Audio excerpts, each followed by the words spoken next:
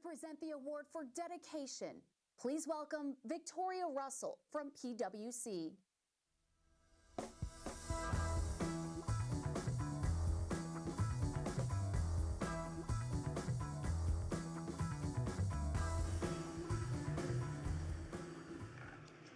Dedication is about staying the course and never giving up.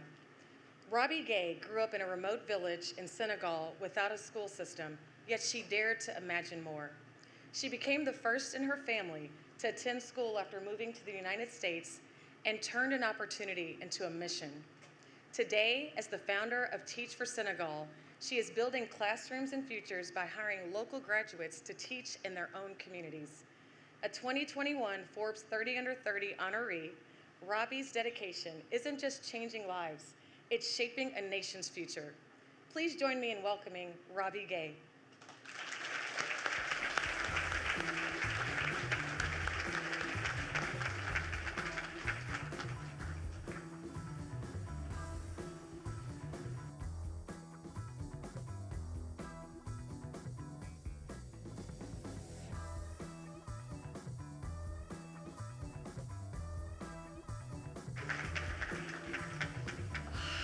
Thank you. So this is a full circle moment for me because as an undergrad, I quoted Muhammad Ali. So to be here is just an honor.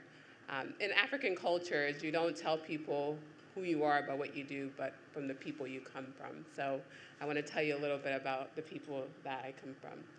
My grandmother gave birth to my mom in a floor in a country called North Mauritania. No hospitals, no doctor, just the sound of women and midwives and aunties surrounding her with prayers, faith, and strength. My grandmother couldn't read or write. She had wisdom that the world doesn't measure. Wisdom she carried, the knowledge she carried was in her hands, in the way she nurtured, in the way she survived. My mother was born in that world, a world where girls were taught to serve before they could even dream. And then came me, a child of both of them. 3 generations, one who never had entered a classroom, and one who dreamed of entering a classroom, and one who finally got to enter through the door. I came to this country as a refugee at 7 years old, a Muslim girl who didn't speak any English. I don't share these stories for sympathy. I share them because it's the truth. It shows how far I've come. Education is more than school. It's dignity, it's power. It's a chance to write your own story. When I started Teach for Senegal, people thought it's just another educational nonprofit. But it was never just about schools and teachers. It's declaration. It's that the people closest to the pain are also closest to the solution. That a child in a remote village holds the same potential as a child born anywhere else in the world. Education transforms generations, and I am proof of that. When one child learns to believe in themselves, an entire family begins to dream differently. When families begin to dream differently, communities rise. Muhammad Ali didn't just win fights. He fought systems. He fought silence. He fought to be fully himself, unapologetically, fearlessly, boldly. He taught us that greatness isn't about being the best in the ring. It's about standing firm in your truth, even when the world tells you to shrink. That's what Teach for Senegal stands for. We're proof that limitations or labels put on people like me, refugees, Black women, are not limitations. They are stories of resilience. When a young African girl who once had to flee her country returns home to rebuild it, that's not charity. That's restoration. That is power returning home.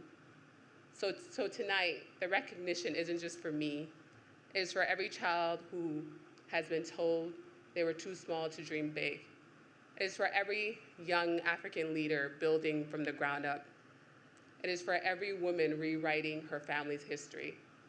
And to everyone in this room, I will say what I'm about to say with love and compassion.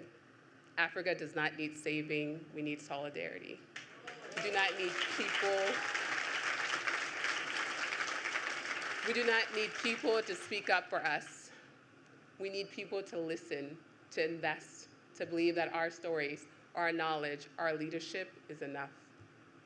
When you support African-led organizations like Teach for Senegal, You're not giving to charity, you're investing in justice. When you invest in children, when you're investing in children who will one day become the leaders their communities are waiting for. Because what we are building, as I said, is not just about education. It's about who gets to imagine what's possible. My grandmother could have never imagined that her granddaughter would be standing here. But I stand here because of her. And for every child in Senegal who will one day take this work further than I could ever imagine. So thank you.